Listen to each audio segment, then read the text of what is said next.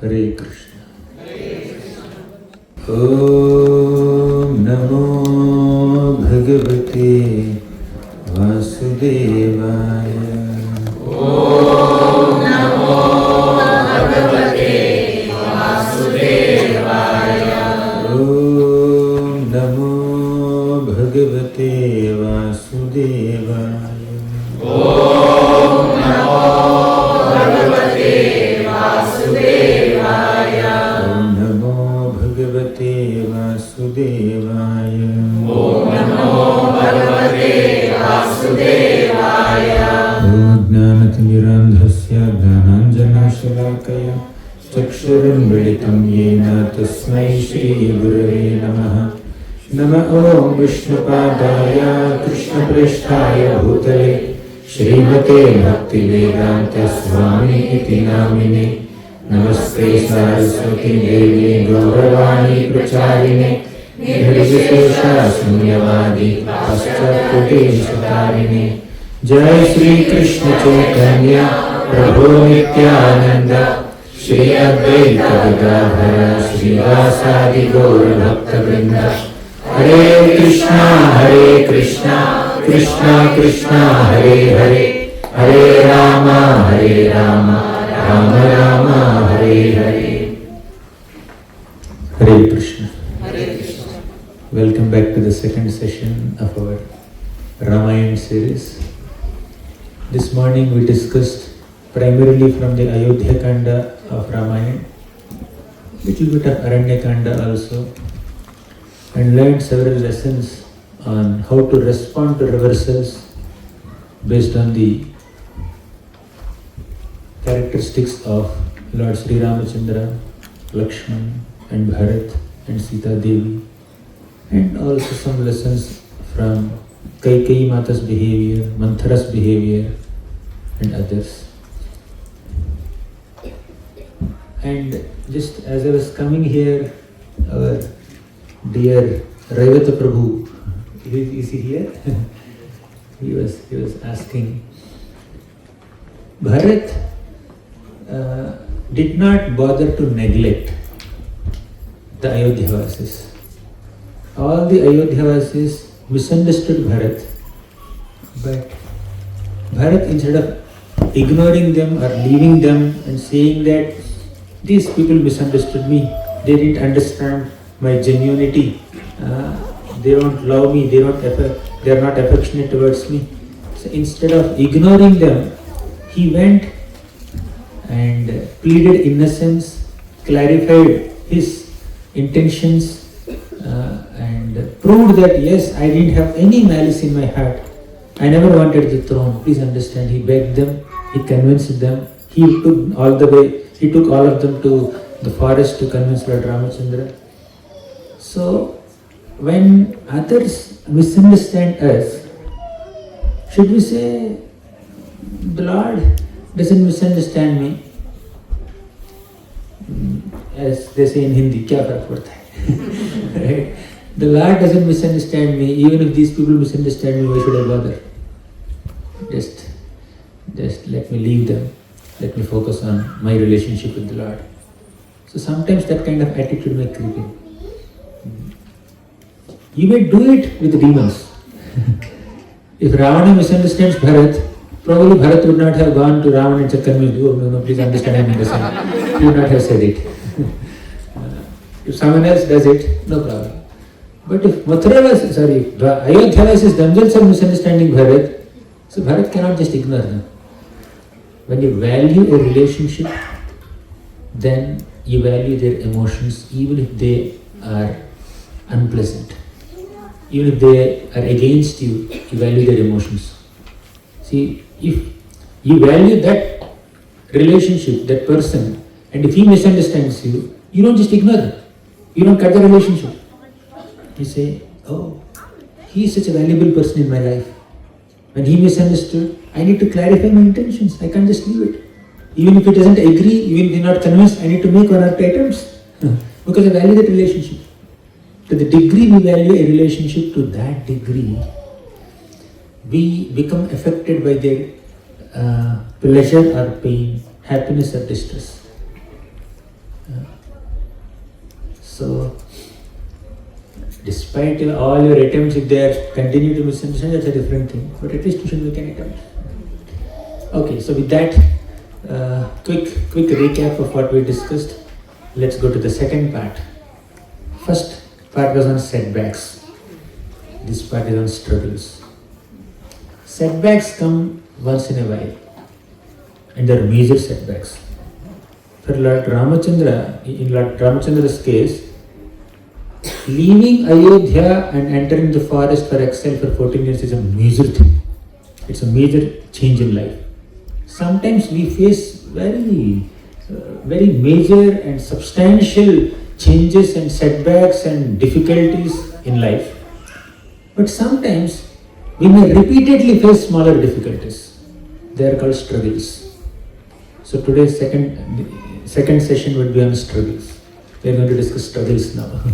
Struggle means repeatedly they come. It's like a big, say somebody is traveling on the road and he lost his leg. That's a big setback. Or somebody is having frequently some cold or fever or cough. Every week or every 2 weeks they are getting some fever or some cold, cough. That's like struggles, right? You are getting smaller problems repeatedly. That is what we are going to discuss now. And you got a major problem once, big shock. That's what we discussed in the morning. Now let's discuss about smaller shocks, smaller problems, struggles. So before that, let's recite this beautiful shloka. Ramo Rajavadi Sada Vijayate Ramam Ramesham Bhaje. Ramo Rajavadi Sada Vijayate Ramam Ramesham Bhaje. Ramena Bhihata Nishachara Chamu Ramaya Tasmai Namah. Ramena Bhihata Nishachara Chamu Ramaya Tasmai Namah. Ramanasti Parayanam Parataram Ramasya Dasosmyaham. Ramanasti Parayanam Parataram Ramasya Dasosmyaham. Rame Chittalaya Sada Bhavatu Me Bho Rama Mamudhara. Rame Chittalaya Sada Bhavatu Me Bho Rama Mamudhara. You can just count how many times Ram word comes into this shloka. There's another shloka in the Mukundamala Stotra by Kulashekar Alvar. In that, Krishna word comes multiple times. Something similar. Krishna Rakshatuno Jagatraya Guru Krishnam Namadham Sada Krishne Nakhila Shatravo Vinihata Krishnaya Tasmai Namah. Krishna Deva Savuthitam Jagadidam Krishnasya Dasosmyaham. Krishne Tishtati Vishvametadakhilam He Krishna Rakshasvama. That's about Krishna, this is about Ram. Because we are discussing Ramayana, let's focus on this shloka. Ramo Rajamani Sada. Mani means a jewel, gem. Amongst all the Rajas, amongst all the kings, Ram is like a gem like king. The crushed jewel of all kings. Therefore, Ramo Rajamani. Right? Sada Vijayati. Another next line is Ram never accepted defeat from anyone. It's not ego, by the way. By default, he is victorious. He is always victorious. In any battle, Ram never found any defeat. Therefore, Sada Vijayati. Ramam Ramesham Bhaje. That Ramesha is the husband of Rama. Rama is Sita. Ramam Ramesham Bhaje. Ramena Abhihata Nishachara Chamu. Ramena Abhihata Nishachara Chamu. Nishachara means those who wake up in night. Who are they? Demons. Right? Not those who do late night, students. They can think about themselves. But Nishachara is one who wanders in the forests. In the night time, they're very active, like owls or demons or asuras. Nishachara Chamu, groups of asuras have been killed, defeated by Lord Ramachandra. Ramena Bhihata Nishachara Chamu. Ramaya tasmai namah. Let us offer obeisances to Ram. Ramanasti parayanam parataram Ramasya dasosmyaham. Devotees of Ram say that there is no one else other than Ram who can give me shelter. I take shelter of Lord Ramachandra alone, no one else. So this is the prayer of Ram's devotees. Rame chittalaya sada bhavatu me bho Rama mamuddhara. Let this Ramachandra be always manifest in my heart, in my mind. Bho Rama mamuddhara. Please protect me, O Ram. Please deliver me, O Ram. Uddhara means deliver me. So this is a small prayer to Lord Ramachandra. So with this, let's enter the second session, struggles. This morning we saw setbacks, right? Major shocks in life. Now we are seeing minor problems, struggles, right? So there are powerful opponents in Ram's exile, like we had Maricha, and before that Khara Dushana. We will see. Basically, smaller struggles or repeated struggles are like unexpected losses, limited resources, harsh circumstances, distractions, allurements, temptations. So these are all struggles that we repeatedly face. Now Ram, Sita, Lakshman, they went to Vanvas. Initial days were quite happy, normal. Actually, when Bharat came to the forest to request Ram to come back to Ayodhya, Ram said, no, I will not come back. Let me proceed in the forest only. So Bharat left. Bharat came along with Kaushalya, Sumitra, Kaikeyi, Shatrugna, and all the Ayodhyavasis and Vasishta and other sages. And that whole place was filled with the lamentation of Bharat and other Ayodhyavasis. Ram, as long as he was staying in that forest, at that place, he was feeling very awkward, and he was only remembering how these devotees cried, Ayodhyavasis cried there. He could not erase those memories.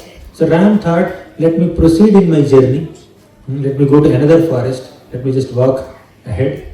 So Ram continued his journey, his exile in the forest. Of course, his main intention is to kill Ravana and also bless so many sages there.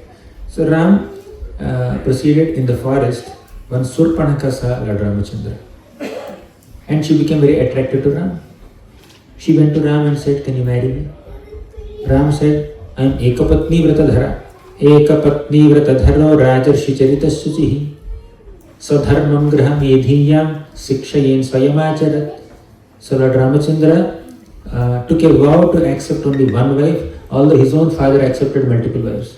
Although it is not uncommon for Kshatriyas to accept multiple wives in those days, Ram was determined with his vow that I will accept only one wife.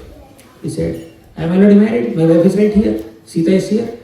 So if you want to marry, here is my brother, Lakshman. He is also young, he is also handsome, so please go and meet him. Then Surpanaka went to Lakshman and said, Lakshman, I want to marry you. Then Lakshman said, I am a servant, Das of Ram. Then you will become Dasi of Sita. Is it okay? Surpanaka said, I will not become Dasi for anyone. She went back to Ram and said, marry me. I told you already my decision. Then Surpanaka understood that these brothers are playing with me. They are playing football with me. And the main reason is Sita. Let me kill Sita. So Surpanaka went to kill Sita. Meanwhile, Lakshman came and cut the nose of Surpanaka, cut the ears of Surpanaka, and then Surpanaka went and spoke elaborately about the beauty of Sita to Ravana. Of course, before that she also did one more thing, another pastime. There were her assistants, her brothers Khara and Dushana. And she instigated them to fight with Ram and Lakshman, and they came with 14,000 Rakshasa soldiers. And Lord Ramachandra wanted to fight with them, but Lakshman said, my dear Lord, just happily be with Sita. Why are you stretching yourself to fight with these insignificant demons? I'll take care of them. You be with Sita. Ram said, no, I want to be with, I want to fight. He said, no, my dear Lord, I am there, I am your servant. Let me kill them. Ram said, no, you don't have to kill, I will do it. You just have to protect Sita. So Sita is kept in a cave and Lakshman is guarding her and Ram is fighting with his 14,000 Rakshasas. And the reason is, once during Vanavas, Lakshman walks ahead or walks behind and he allows Ram and Sita to have their private time or privacy, whatever. He walks at a distance. And once Sita Devi asked Ram, you are carrying bow and arrows always. I never saw you using them. Are they only decorations? Why are you carrying this bow and arrow? There was no context where Ram had to use. Till then he did not have to kill demons. He was only Vanavasi. Then Ram felt a bit embarrassed. I only broke that Shiva's bow in front of Sita. That's all. After that I never showed my military skills and archery skills to Sita. I think Sita is teasing me. So Ram was looking for an opportunity for a fight. Therefore he said, Lakshman, you protect Sita, I will fight with them. And Ram finished all the 14,000 soldiers within few minutes. Then Surpanakha went to Ravana and started polluting the brain of Ravana. Already is polluted, but planted one more seed of lust in Ravana's head so that Ravana can come and kidnap Sita. Then Ram will become alone. Then Surpanakha can go to Ram and marry him. That is her mindset. Can you just imagine her mindset? Just like Vrakasur, he prayed to Lord Shiva. He conducted a sacrifice, big sacrifice to please Lord Shiva. He was offering his own flesh in the sacrificial fire. Then, because he is offering his flesh, this is a mode of ignorant sacrifice, Shiva did not respond. And finally, when he was about to cut his head and put in the sacrificial fire, Shiva came from sacrificial fire and said that, what do you want? Vrakasur said, just one boon. If I put my hand on someone's head, they should die. Shiva said, Tathasti. He is obliged. Now Vrakasur's intention is, let me put my hand on Shiva's head so that he will die, then I will take away Parvati. That is her mentality. Similar intentions, Surpanakha also. Let me advertise the beauty of Surpanakha. Generally such Rakshasi Stris, they will not appreciate the beauty of another woman. Not so easy. But she was glorifying Sita's beauty like anything, so that Ravana gets attracted to Sita and he takes her away so that she can connect with Ram. That is her intention. Anyways, Ravana wanted to kidnap Sita. He went to another demon, Maricha. And he told Maricha, you need to become a golden deer and allure Sita. You know that story. And Maricha became a golden deer. Sita became attracted. And Lakshman said it is Rakshasa Maya. But Sita said, no, I want it. I want to tame it. Then for the first time Sita is asking something. Ram said, okay, let me get it for you. Ram went behind Maricha deer. Maricha who came in the form of a golden deer. And Ram had to shoot an arrow. Maricha died. He imitated the voice of Ram. And here is Sita Devi. She said, Lakshman, your brother needs help. Go and help him. Lakshman said, my brother doesn't need help. Ramo Rajavadi Sada Vijayate Ramam Ramesham Bhaje Sada Vijayate. My brother Ram is Sada Vijayate. He is always victorious. There was never a day where Ram is not victorious. Ram, nobody can defeat Ram. Ram will never cry for help. It's not there in his system only. I know him since birth. But Sita Devi said, oh, one brother has taken away his kingdom. Looks like another brother wants to take away. She didn't mean it, by the way. She didn't mean it. She had to say something very shocking just so that Lakshman takes her concern seriously and goes and helps Lord Ramachandra. Out of her affection for Lord Ramachandra, Sita had to doubt the integrity of Lakshman apparently. Now Lakshman understood. the pain of misunderstanding someone. Earlier, this same Lakshman misunderstood Bharat. Seeing Bharat coming towards Ram, just to convince Ram and take him to Ayodhya, what did Lakshman think? Bharat is coming to attack Ram and kill Ram. Lakshman misunderstood Bharat or not? Now, the pain of misunderstanding, only when it is experienced, we will get that proper reaction. You may misunderstand someone. How much pain they experienced, you will not understand it theoretically. I understand. We say it's theoretical only. When someone misunderstands us, when our intentions are pure, when there is no malice in our heart, still when someone suspects our loyalty, someone suspects our integrity, someone doubts our intentions, then we'll understand the pain of being misunderstood. Lakshman misunderstood Bharat, Lord Ramachandra arranged the situation in such a way that Sita misunderstands Lakshman and experiences the same pain that he has given to Bharat. Of all kinds of pains, pain of misunderstanding is very painful, very intense. Agreed? Anyone misunderstood any time in life so far? So many. Did you misunderstand anyone so far? Okay, good. All realized souls are here. It's very painful. That too, see, when someone misunderstands us thinking that we don't have certain skill, that is still okay. We don't have this skill. It's fine, not a problem. You don't have these resources, you don't have these contacts, you don't have that ability, that is still acceptable. But when someone suspects our intentions, suspects our loyalty, suspects our motives, that's very painful.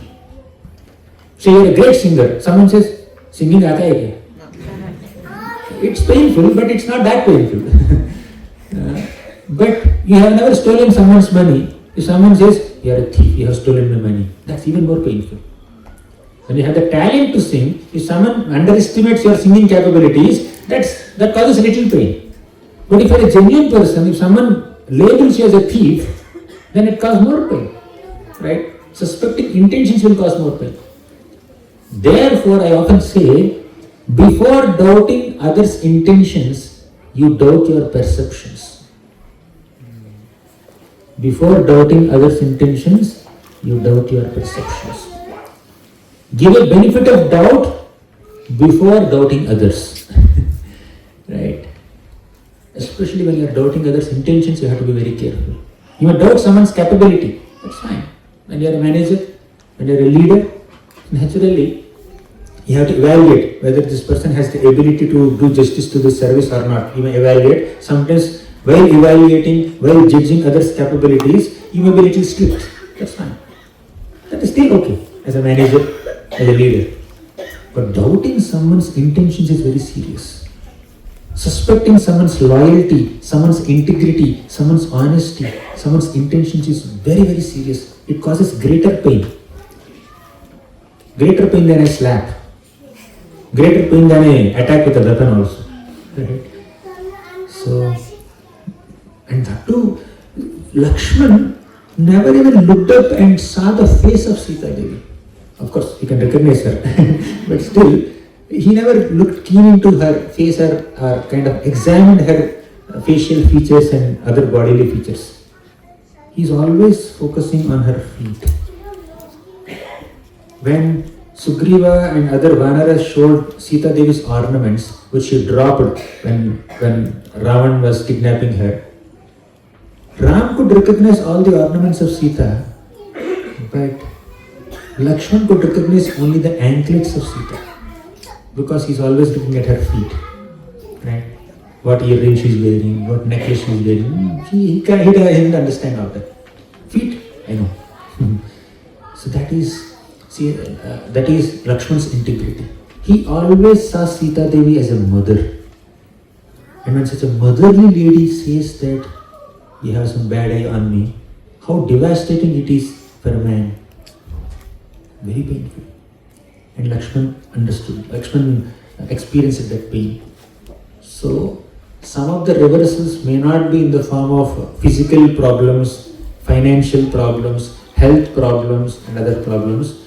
Some reversals in this life can also come in the form of misunderstandings. Misunderstandings. Someone suspecting our loyalty, integrity, doubting us. That's very painful. And okay, fine. Now, Lakshman misunderstood Bharat, and the Lord arranged it in such a way that Lakshman gets his reaction through Sita. Now, Sita misunderstood Lakshman. When will Sita get her reaction? After Ravana Vadha, after Lord Ramachandra killed Ravana, then Sita Devi was brought in front of Ram.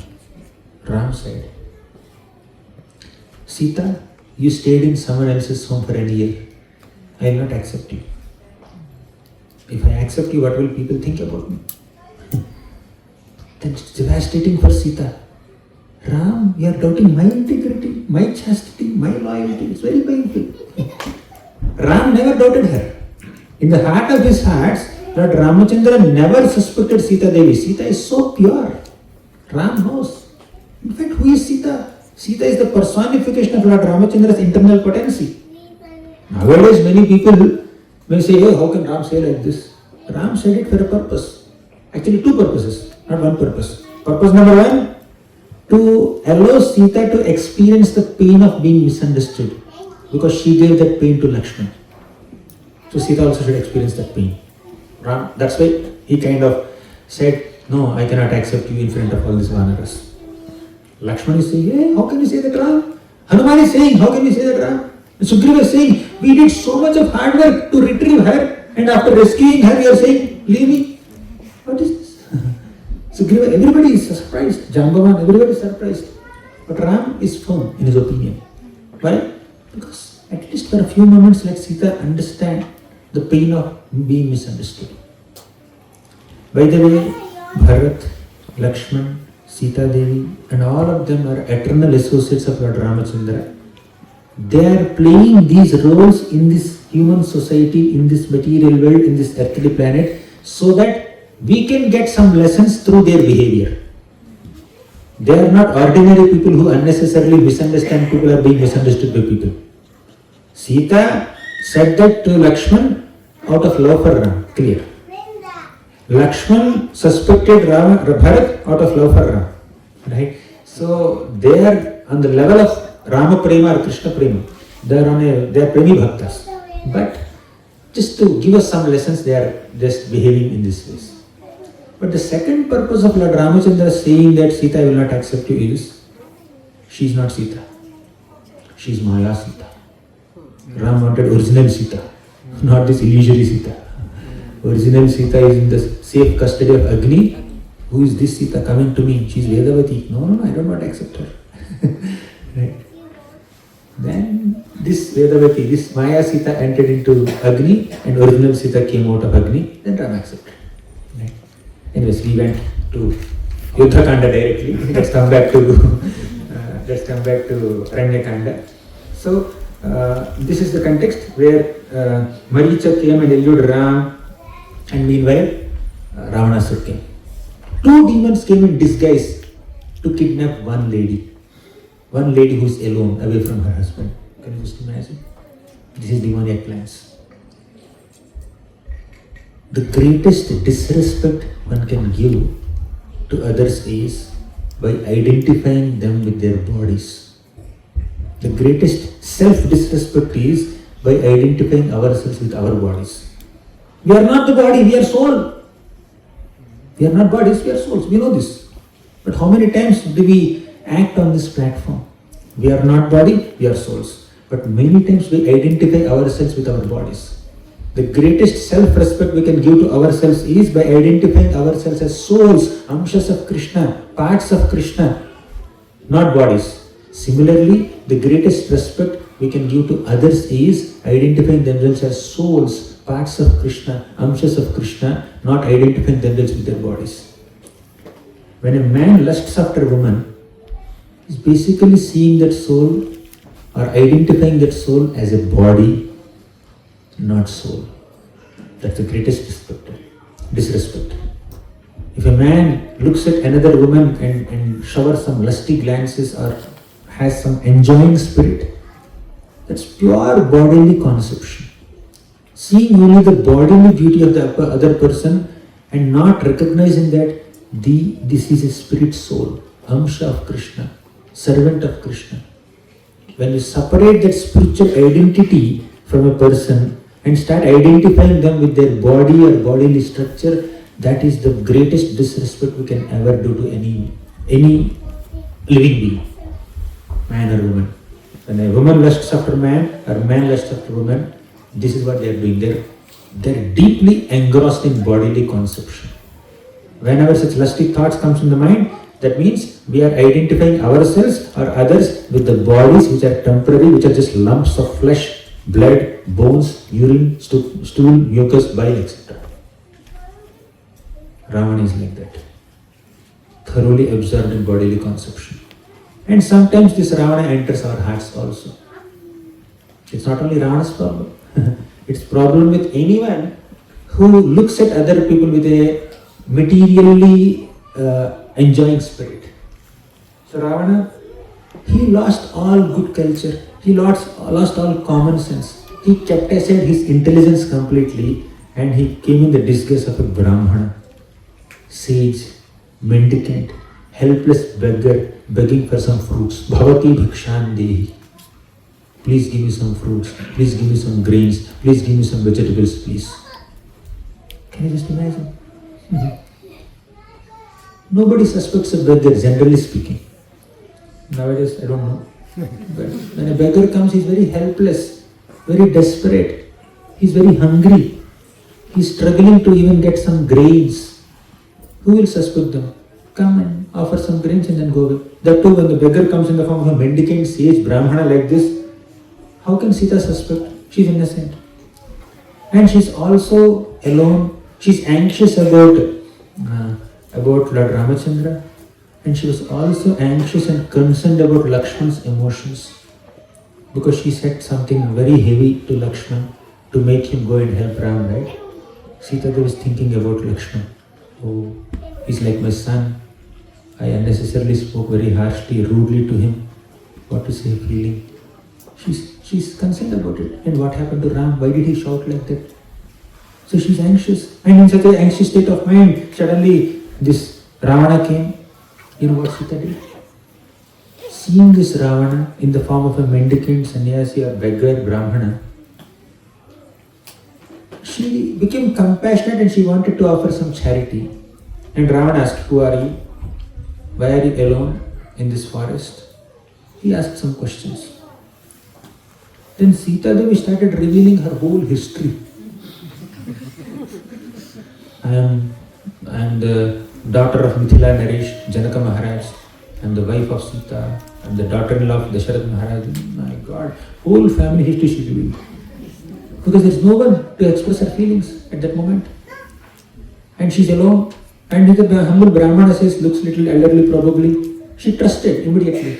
Because there are some attires which automatically win trust. One is the form of a child. Second, the form of a woman. Beautiful woman. Third, the form of a Brahmana. Fourth, an old man.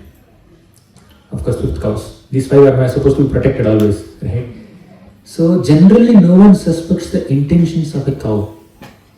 And anyone who is innocent is compared to a cow, right? Jackal, intentions are suspected. Fox, intentions are suspected. You don't feel insecure when you see a cow or a little calf. Similarly, in the Vedic culture, nobody suspects an old man. An old man, whatever he says, just whatever he wants, just do. Nobody suspects a small child. Nobody suspects a woman. And especially when she looks very beautiful, nobody suspects.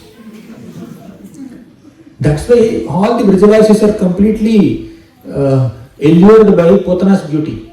Potana took the form of a very young, beautiful looking, good looking mother, chaste mother, and everybody trusted her.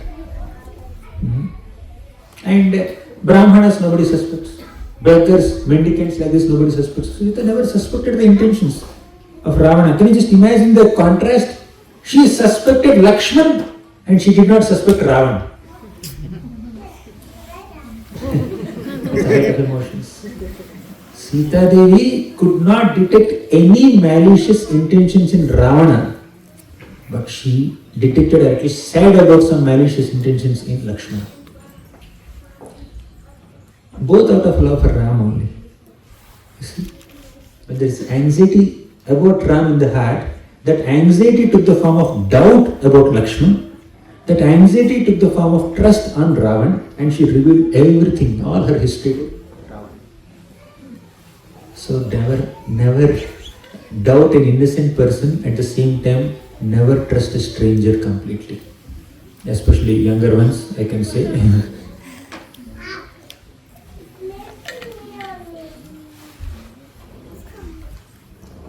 You may find some friends in your schools, in your colleges, from different backgrounds.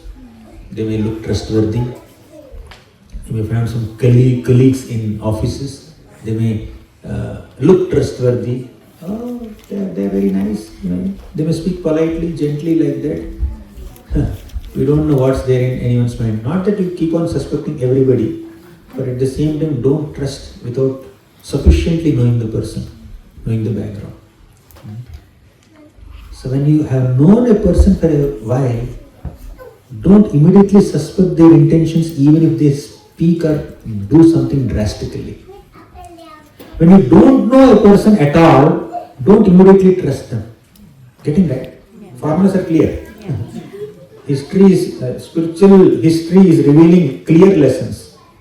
When you already know a person for a long time, 2 years, 3 years, 4 years, 10 years, if they do something drastically, don't immediately suspect them. Let me break relationship. No, please don't do that. Just have patience. Okay, we know them. They have their wonderful track record they had. I have known them for the last 5, 6 years, 10 years, 20 years. No, it's okay. Even if they do something like that, let me tolerate. But when somebody new comes, he looks very trustworthy. In 5 minutes or 10 minutes, they will impress you. We start trusting them. We don't know what they are, right? So, anyway, Sita trusted and revealed the whole thing to Ravana. And Ravana already had malicious intentions. Now, slowly Sita, he put her into conversation. Slowly Sita came out of Lakshmana Rekha and fell into his trap. Right? When out of innocence, when we reveal our secrets and confidential truths to people who don't deserve to know them, naturally we will fall into trap.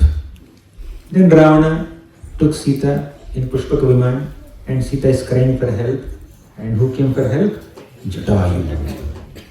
Now you may say, Jatayu, a small bird, a big bird of course, vulture, but definitely not powerful compared to Ravana, 10-headed Ravana. Where is 10-headed Ravana with so many sophisticated weapons and mystic powers, and where is a simple vulture in the forest? But logically speaking, Jatayu should not have fought with Ravana. And by using little common sense, even 1 minute if Jatayu had paused and thought, he would have understood that no point fighting with Ravana.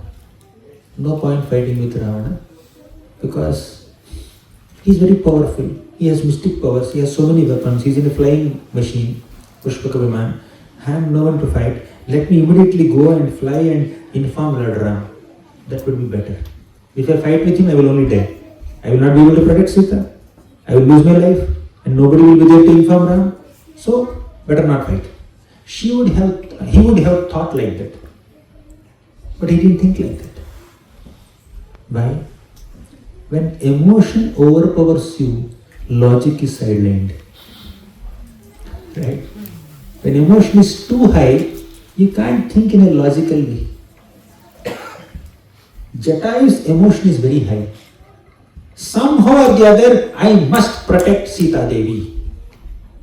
So in that emotion, Jatayu could not understand whether he has the ability to protect Sita or not, whether he has the ability to fight with Ravana or not. He couldn't evaluate, he couldn't assess. Now logically you may say, hey, Jatayu should not have done like this. But in bhakti, many times or most of the times, emotion overpowers logic. Even in material life also, emotion overpowers logic. And actually speaking, in bhakti, that emotion, devotional emotion, is the aim of all your logical analysis of Shastra. You may understand the Shastra with logic and reasoning. You may do a lot of philosophical analysis of the grammar of the Shastra or the shlokas of the Shastra. You may memorize, you may recite, you may do many things bad. If you have not cultivated the devotional emotion at the end of your Shastric analysis, your analysis will make you a mere Gnani, not a Bhakta. Gnani stops at logic. Bhakta cultivates emotion for Krishna. Gnani logically understands the tattva of Krishna. But Bhakta organically cultivates that emotion for Krishna. Devotional emotion for Krishna. Bhava. The goal of sadhana bhakti is bhava. We understood this definition in Bhakti Rasamrita Sindhu. Sadhana bhakti means to engage your senses in Krishna's service so that you cultivate that bhava, emotion for Krishna. Bhava is the culmination of sadhana. So, Jatayu is not using mere logic. If Jatayu had used logic and informed Ram, he would have been correct. It would have been seen more practical. Fine, we agree. But we don't disagree with what he did also. Jatayu went and started fighting with Ravana, although he knows very well, I cannot fight with Ravana. That's why when some devotees, if they have a genuine emotion, not a competitive spirit, not some comparative spirit, but just genuine emotion to render some service, despite having no ability, we can try to encourage them as much as humanly possible, unless it is very critical. Right? So we need to encourage and recognize that emotion of devotees and allow them to serve as per their inspiration. If it is too critical, of course, we may not allow someone who is inexperienced. We cannot allow someone who is inexperienced to take up a very important and critical activity, but try to encourage devotees. So Jatayu fought with Ravana and Jatayu lost his life. And meanwhile Ram and Lakshman were started searching for Sita. Oh, when will I come to lessons? I am only narrating the story. Anyways, so Ram and Lakshman started searching for Sita. Before that something else happened. Ram killed Maricha and he was coming towards their home. Meanwhile he saw Lakshman. Ram said, Lakshman, I told you to protect Sita Devi. Why did you leave her alone and come here? Maybe some Rakshasas must have attacked her. Why did you leave her alone? So Ram started chastising Lakshman. And Lakshman is just now chastised by Sita. Sita scolded and suspected and doubted Lakshman and sent him away to protect Ram. And Ram is scolding and giving feedback to Lakshman out of love for Sita. Ram is loving Sita and Sita is loving Ram, and what happened to Sir Lakshman? He is just being crushed between them. You see, sometimes we may loyally serve someone and the person who is receiving our service only will chastise us, scold us, doubt us, ignore us, quote unquote disrespect us. At that time, we should not lose faith in the person. We should understand that they are under some pressure, under some stress. Their chastisement towards me is not a product of their dislike or disrespect. It's a product of their anxiety for something else. We should learn to empathize with other people also. Although Ram scolded Lakshman, although Sita Devi also scolded Lakshman, they never hated Lakshman. They understand Lakshman's sacrificing spirit. Ram and Sita are together, but Lakshman and Urmila were not together. Lakshman tolerated separation from his own wife to bring his brother and his brother's wife together, to serve his brother and his brother's wife together. Such a sacrifice. Definitely Sita recognized that sacrifice. Ram recognizes that sacrifice.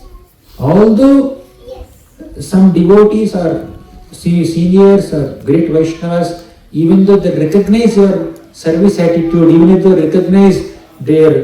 recognize your dedication, your loyalty, your service attitude, your seva bhav, still sometimes under some circumstances they may say something which may hurt you, which may pain you.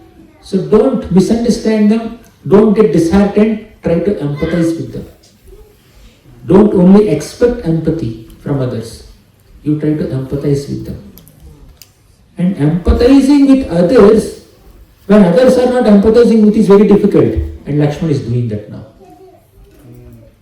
In the first half, he must have said, oh, Lakshman is impulsive, Lakshman is angry, this and that. You may think of Lakshman in so many ways, but I urge you to think that how tolerant Lakshman is.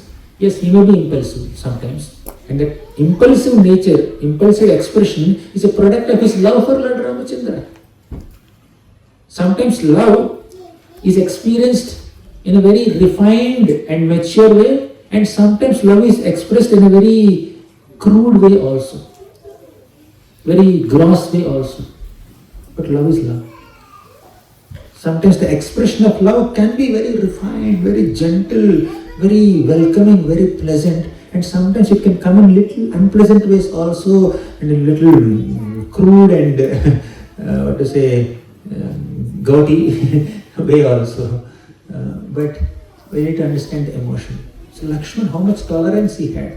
He did not say, Sita is scolding me, here Ram is scolding me, I was living in the forest, let me go back to Ayodhya. Why did I come to this Aranya Vas anywhere? Why did I come unnecessarily? It's a wrong decision that I have taken. This Ram is insensitive completely. Sita scolded me, that's why I came. And he's scolding me again. What does he expect? He expects me to stay there, hear her scolding without moving from there? It doesn't work like that. Does he know what Sita said? Lakshman never misunderstood Sita. Lakshman never misunderstood Ram, although he was pained at heart. Others' words may pain your heart, but despite experiencing that pain, you need to empathize with them. That is a symptom of love. Sometimes people may say something. There are some people who may joke, crack jokes on us. And the jokes, we understand they are not malicious, right? They are just joking. And they are happy, comfortable with it, with a smile. And move ahead, move on. But some jokes are really pierce. You know they are joking, but still they pain you. Still you tolerate. That is love. That is understanding. Right? Lakshman exhibited that patience, exhibited that tolerance. Reversals are not just major reversals where you have health problems or financial crisis. Reversals are in the form of emotions also. In fact, most reversals in life are in the form of uncomfortable emotions. Uncomfortable emotions. They are the major reversals in our lives. So, we struggle because of less money, less fanfare and all that. That's very less. But most of the struggles are in the form of misunderstanding, lack of empathy, lack of love, lack of affection, lack of care. So, and we get emotionally affected because of that. So, most reversals come in that form. Yes, let's move ahead. Each of these emotions can be analyzed for an hour. So, as Ram and Lakshman were searching for Sita, they found Kavanda. Kavanda had only one mouth and one eye. Okay, let's move ahead.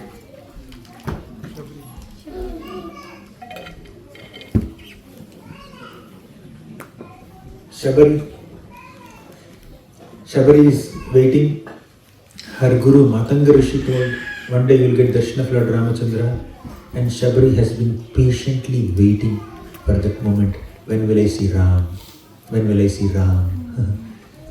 Sometimes there could be delay, long delay for a prediction to become true. But it's worth waiting. It's worth the wait. Even though there is some delay. In Hindi they may say, right? Pratiksha ka pal mita hota hai. Right? So sometimes you wait for a long time what you receive is very sweet and very adorable. So finally, Shabari could find Sita, find Ram and Lakshman. I'm just summarizing and moving ahead. Then they made friendship with Hanumanji, then Sugriva, and with the help of Sugriva and Hanumanji, first Ramachandra helped Sugriva, and Sugriva regained his kingdom. Ram killed Vali, and Sugriva gained his kingdom. Here also, let me spend a while. I'm not so self-controlled. Sugriva, he made friendship with Ram. He offered a seat to Ram. What is a seat? Not a throne, a stone. Stone is the throne. Sugriva told Ram, Idam asanam. Ram sat there. And Sugriva also sat. And the conversation started. But Lakshman Ram looked at Sugriva. He offered me a seat. Where is seat for Lakshman? Lakshman also must be respected. But somehow Sugriva assumed that me and Ram are friends, myself and Ram are friends, we both are equals. And Lakshman is Ram's servant. All my servants are standing there. Ram's servants also will stand. When master said, servant should stand. Somehow Sugriva did not give Lakshman as much respect he gave to Ram. That made Ram very uncomfortable. In Krishna Avatar, once Krishna and Balaram, they were moving in Mathura city, and there is a simple florist named Sudama. So Balaram and Krishna went to Sudama's home, and Sudama offered a garland to Krishna, but he did not ignore Balaram. Sudama offered garland to Balaram also and other Gopas also. Krishna became very happy. See, when we worship Krishna, that worship is incomplete without respecting other Vaishnavas. If you respect Krishna but ignore Vaishnavas, if you respect the Lord and ignore his devotees, the Lord will feel uncomfortable. And Lakshman is also Lord. So Hanumanji noticed that this Sugriva failed to offer a seat to Lakshman. Immediately Hanumanji just broke a big tree and made the tree trunk as a seat for Lakshman, royal seat for Lakshman, and Lakshman sat there. And Ram noticed Hanuman. He is very intelligent. Hanumanji silently acted. He did not speak a single word. All the discussions are happening between Ram and Sugriva, and Hanuman is just standing and watching. But Hanuman had that common sense and intelligence and culture and etiquette to offer a seat to Lakshman also. So now Sugriva committed an offense to Lakshman, isn't it? Ram noticed it. Oh, Sugriva, you committed an offense to Lakshman? When Sugriva went to fight with Vali, Ram said, I will kill Vali. I will throw my arrow. But when Sugriva was fighting with Vali, Ram did not shoot an arrow.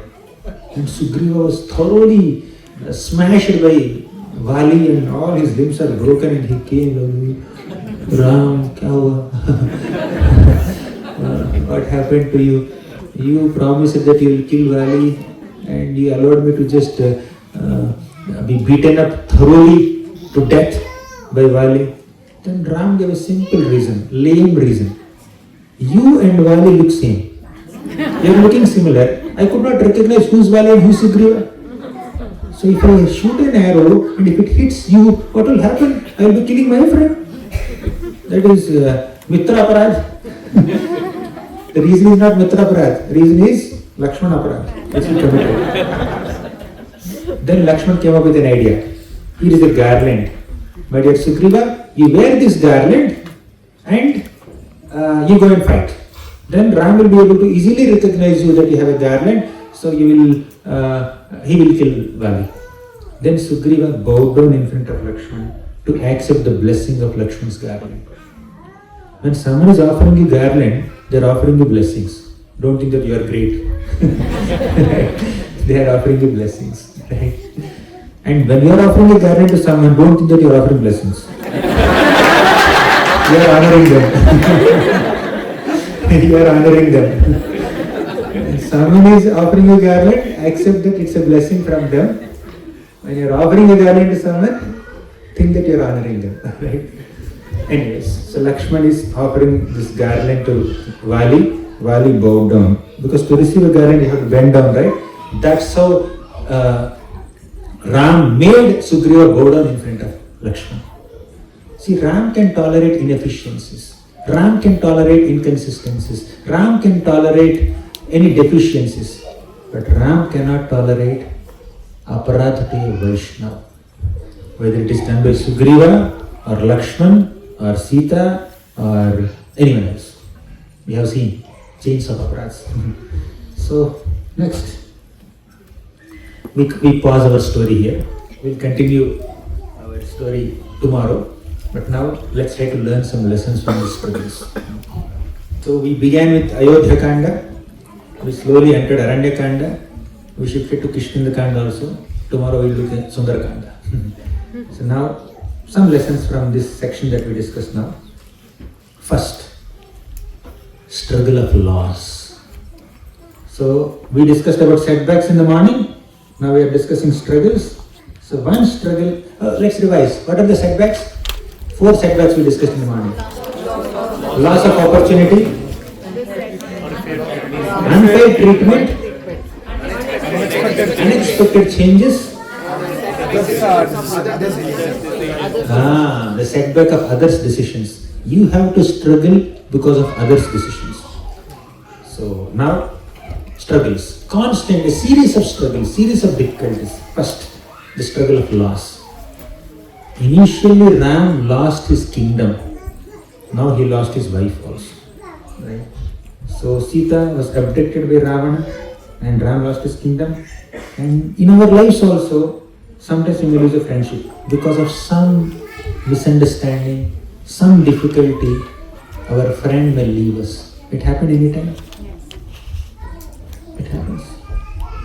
Very thick, close relationships, close bondings. Because of some unfortunate incident, there is some gap in the relationship and that gap became permanent because we didn't try to reduce that gap. We didn't try to close the gap. We allowed it to stay and it only expanded. 1 year passed, 2 years passed, 10 years passed, hardly any communication. We lost a friendship. Greatest loss, one of the greatest losses in life is losing a devotee friend. Losing a devotee well-wisher. Of course, we don't have the bandwidth to keep in touch with hundreds and thousands of devotees anyways. We have limited capacity. We are not Krishna. He can maintain relationship, close bonding with every single living being, staying in their hearts as Paramatma. But at least when we had some meaningful relationship with some devotee, with Krishna in the center, we should value those relations. We should treasure those relations. We should not effort to lose them. That's why I often tell the younger generation, stay in touch with your friends. Even if there are some misunderstandings here and there, it's okay, tolerate. Stay in touch with your friends. Don't lose friends, Krishna conscious friends. As life throws at us more and more allurements, more and more challenges as you grow, then those devotee friends with whom we had some loving exchanges, some devotional experiences, they are a great solace. So, one of the most important aspects of bhakti life is sadhu sangha. Spiritual life is incomplete without sadhu sangha, without Vaishnava's association. So, all of us should look for at least a handful of close friends, sajatiya. Who is sajatiya? Your mood should match, your temperament should match, your abhiruchi, your tastes should match in bhakti. So both of you like kirtan, or both of you like darshan of deities, both of you like to serve the deities, or both of you like Srimad Bhagavatam. Sit together and discuss. Try to find some like-minded devotees and make some close friendship with them. That will protect us in spiritual life throughout our life. And discuss with them about that devotional link regularly. Don't restrict your friendships only with your biological family connections. Go deep. Try to make friendship with other devotees and come together, become close to each other with Krishna in the center. Right? So loss of a friendship, loss of something valuable, loss of a loved one. Sometimes people may lose their beloved family members also. That's a great loss. During COVID, many devotees lost some of their close relatives. It's very devastating. And again, loss of an opportunity also. Right? So sometimes struggles can come in the form of losses, losing someone. Second, struggle of uncertainty. Struggle of uncertainty. So Ram was searching for Sita Devi along with Lakshman. But he doesn't know where Sita is. Of course, as the Supreme Personality of Godhead, he knows everything. But as a person who is playing this role in this role of human being in this world, he doesn't know where Sita is. You are searching everywhere in the forest, but you have no clue where Sita is. It's very frustrating, very disheartening, very difficult. Uncertainty. When you have no clue of which direction to search. Should I search in the north or south or east or west? Should I go to heavenly planets and search? Should I go to Patal and search? Where exactly should I search? Uncertainty, right? So often the hardest part of challenge is not the problem itself, but the uncertainty surrounding it. Sometimes the problem will be very difficult. If you are doing mathematics, solving a problem, sometimes some problems are very elaborate, but you know the direction. Some theorem, hence proved. You know the direction, which formula to use, what to do, and it may take 10 minutes or 20 minutes to solve it, but you will get the solution. But sometimes you don't even know which formula am I supposed to use. It's uncertain. So uncertainty causes more problem than elaborateness or the width of the problem, or the depth of the problem. The depth or width or length of the problem is not so problematic as uncertainty. When you are not sure which direction should I take. For example, you have if somebody has a disease and they went to a doctor. Doctor said, this is the diagnosis. You have so and so disease. You take this course for 3 months. Every 15 days you need to take an injection. Right? So like that he gives some diet, he gives some medicine, and the medicine may be strict, but it's very clear. Diagnosis is very clear, medicine is very authentic, but it takes some 3 months or 6 months medicine you have to take. That's definitely a struggle. But bigger struggle is they are unable to diagnose your problem. They did CT scan, they did MRI, they did X-ray, they did scanning, they did all kinds of tests. Problem क्या समझ में नहीं आया. Then you go to allopathy, you go to homeopathy, you go to Ayurveda, you go to naturopathy. You keep on going to all kinds of pathis for figuring out the problem. And who is the pati of this disease? Right? I understand I am the pati of the disease, but what exactly is the disease? What is the nature of this disease? Some struggle for years. They don't get diagnosis. Right? So the struggle of uncertainty is very difficult. If Ram clearly knows where Sita is, he can go and find her. But he doesn't know where Sita is. Uncertainty. Right? So, but during that uncertainty, we need to have faith and patience. That patience and tolerance and faith will keep us moving forward. Even Ram, he's the Supreme Lord. He's acting like a human being and teaching us all these lessons. Next, third struggle. Struggle of discouragement. Right? The set seems impossible. Just like students. Sometimes I speak, when kids are sitting, I speak in connection with the children. Sometimes preparing for a difficult examination, or learning C, C++, all these languages, or recovering from repeated failures, etc. Like when you are repeatedly facing some struggles, there is discouragement at every step. The set seems impossible. It's not only uncertain, it is impossible also. Ram is making friendship with Shabari, with Sugriva, with Hanuman. He got some clues from Kabanda. So many people are giving different clues, and he's trying to navigate through this path, forest path, ultimately to find Sita Devi. But apparently it seems very discouraging. Right? So in our life is also like that. One more thing is the struggle of delay. Discouragement and delay. Help comes, but it comes gradually. Initially, Lakshman is there as a permanent support of Ram. Then slowly, Hanuman came into picture. Then Sugriva came into picture. Then Jambavan and the entire Vanar Sena came into picture. So, although you are looking for help, help doesn't come instantly. It comes gradually. Have you ever experienced this? Sometimes you are looking for help, immediately you cannot find help. Slowly, step by step, one by one, you will get some clues. Ram was searching for Sita for 10 months. He could see Sita only after 1 full year. Right? During the last year of Vanvas, 14 years of Vanvas, somewhere in the beginning, Ravana came and kidnapped Sita Devi. And by the time Hanumanji jumped across Lanka Ocean and found Sita Devi, it's already almost 10 months over. For the Supreme Personality of Godhead Ram to find his lost wife, he took at least 10 months to figure out where she is. So much delay. Not that he is incapable. He is teaching us through his activities. And while this is happening, Ram is experiencing Vipralambharasa. You know what is Vipralambharasa? Love is experienced in 2 ways, Vipralambha and Sambhoga.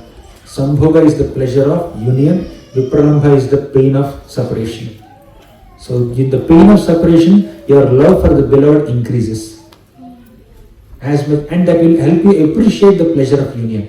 In that sense, on a spiritual plane, Ram and Sita are never separated, or in this context of apparent separation, their love for each other is intensifying, it's becoming solid, it becomes condensed.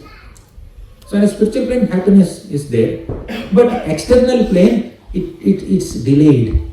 Ram is trying to find Sita Devi, but he is unable to find Sita Devi for a long time. Long time. Delayed. You get help, but you need to wait for opportunities, wait for improvement, wait for your prayers to be answered. I am praying every day. Why this prayer is not getting answered? Sometimes you are looking for a placement in a company, for a job. You may have to wait for a long time. Sometimes our patience is tested. We may lose some patience. We become very intolerant, disheartened. But that's the struggle, right? So many struggles. Ramayana is teaching us struggles. We saw setbacks, and we are seeing struggles. So during this struggle, tell me what are the struggles? One, struggle of loss. Second, uncertainty. Then third, discouragement, delay. Amidst all such struggles, how did the different characters of Ramayana respond? Morning also we saw the same pattern.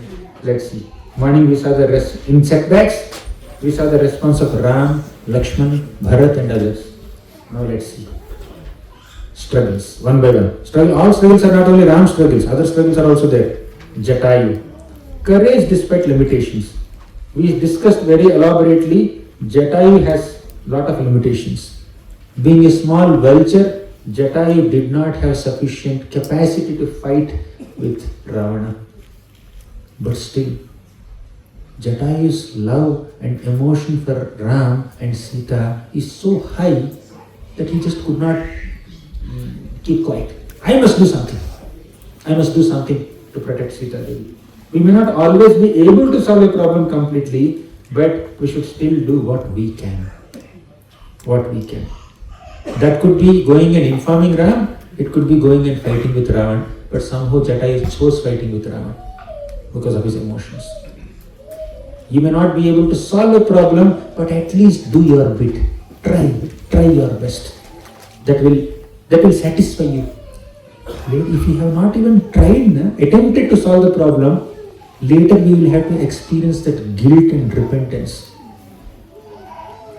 And that's very painful. Avoid that guilt. To avoid future guilt, take some steps currently. Let me do something. I may fail, no problem. I may not completely solve the problem, at least I will solve to some degree. No problem. So that positive mindset, that voluntary service attitude of Jatayu made him so fortunate that although Ram was acting like a human being in this world, Ram gave moksha to Jatayu. He exhibited godhood. Although he's only wanting to exhibit his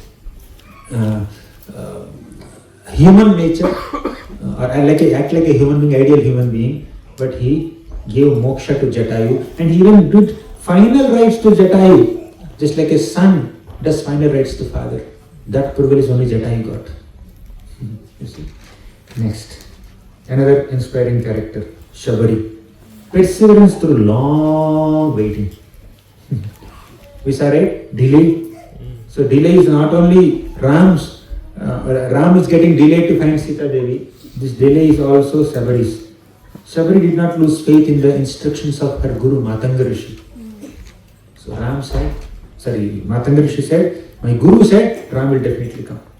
So great things often come to those who patiently persevere. You should be persistent, right? That's what Shabari is teaching us through her life. Then Sugriva. There was no mistake on his own. Another misunderstanding story. Sugriva actually had so much respect for Vali. But Vali misunderstood that Sugriva wanted that kingdom. You know the story, right? Vali was fighting with a great demon named Dhundubhi, and so he went inside a cave, and so much of blood was coming. Sugriva thought that Vali has been killed by that demon, and just so the demon wouldn't come out of the cave, Sugriva kept a big boulder there. After having consulted all the ministers and well-wishers, then because he was pushed and encouraged by all the ministers and Vanaras to sit on the throne, he sat on the throne. Then Vali came and said, you wanted my throne? Therefore you kept that boulder against that cave just so that I can die and then you can enjoy the kingdom. So Sugriva was trying to clarify, but Vali misunderstood. Right? When Bharat tried to clarify his intentions, all the Ayodhyavasis understood Bharat. Oh, Bharat is very innocent. Everybody trusted him. Initially they suspected Bharat because they loved Ram. Ayodhyavasis and Vasishta, Kausalya, Kaikeyi, and Sumitra and others, Guha, they all suspected, Lakshman they suspected. But later when Bharat proved his innocence and clarified his intentions, everybody agreed his genuinity. But Sugriva, my God, although he tried his best to convince Vali, Vali was intent of killing Sugriva. At least Ayodhyavasis only misunderstood Bharat and became angry with Bharat, that's all. And after he clarified his intentions, they were normal with him. But Sugriva, whole life till the death of Vali was hating Sugriva. For no mistake on his part. No mistake. Can you just imagine?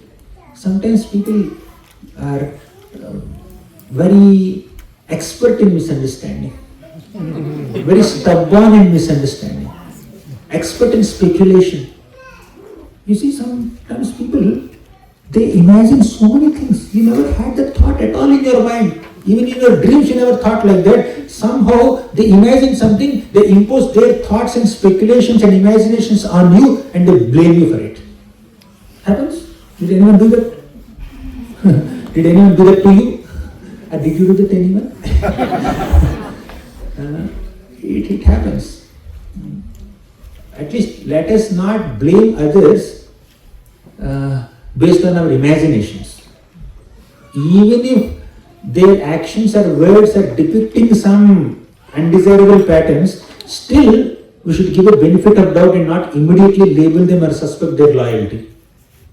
What to speak of imagining something and imposing upon them and misunderstanding. Imagination.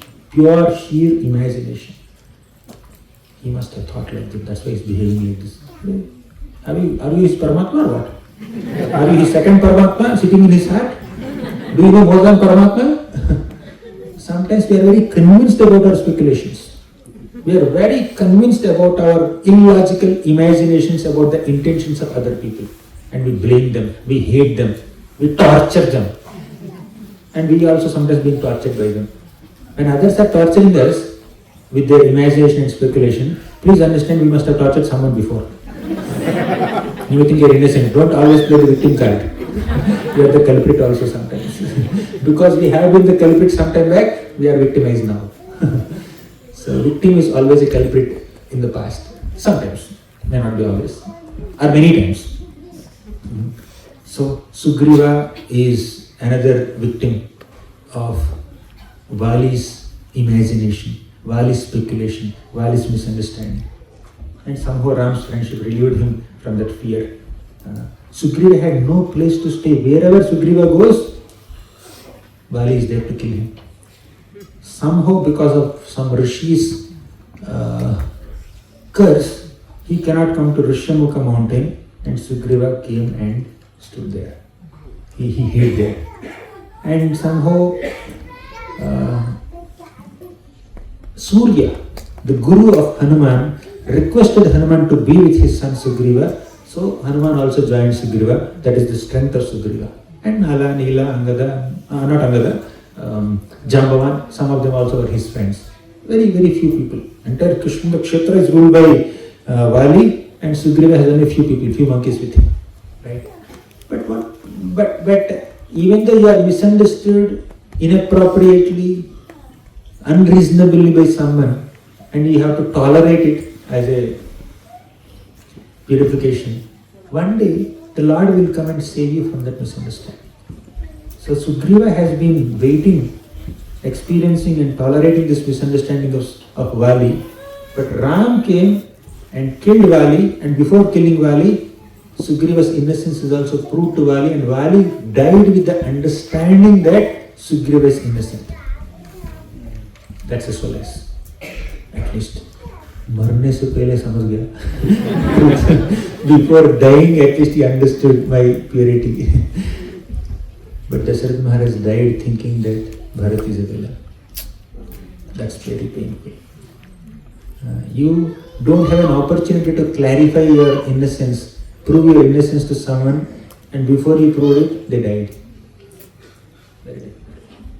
But please understand, Ram is there for us. Krishna is there for us.